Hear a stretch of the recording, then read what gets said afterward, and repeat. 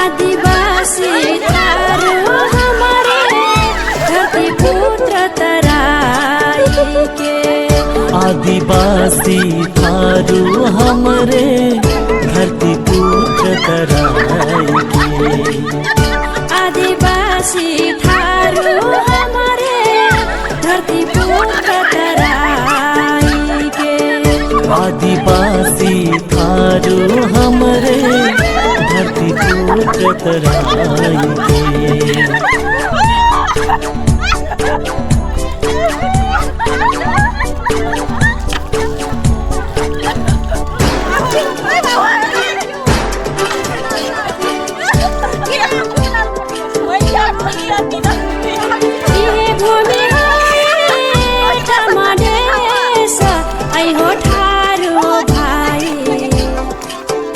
कैसी के बचाए पहचाना। यह भूमि होई तमदेश आई हो थारू हो भाई। कैसे के बचाए पहचाना। कैसे के बचाए पहचाना।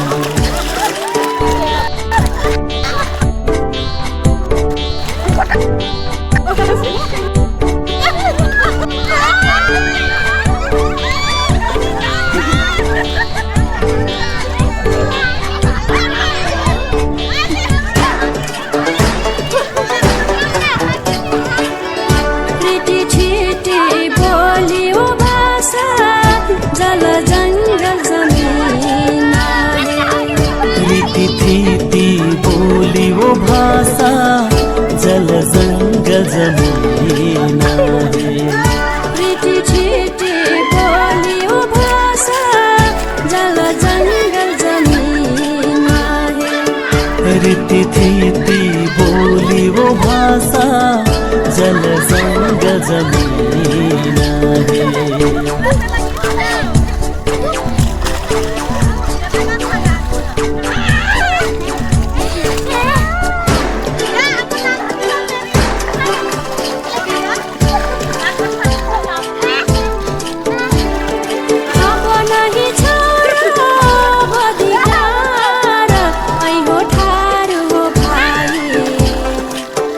चाहे दिए पारे बलिदान।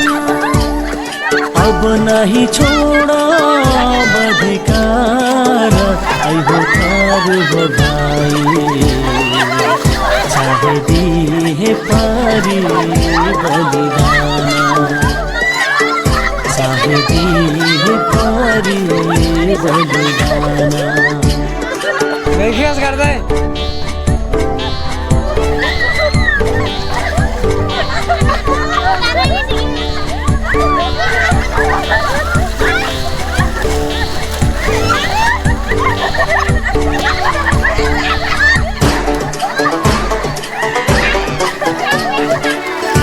लोकतान्त्रिक गणतन्त्र सङ्घीय नेपालमा है।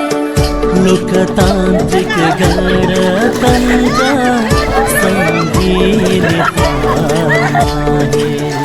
लोकतान्त्रिक गणतन्त्र सङ्घीय नेपालमा है। लोकतान्त्रिक गणतन्त्र सङ्घीय नेपाल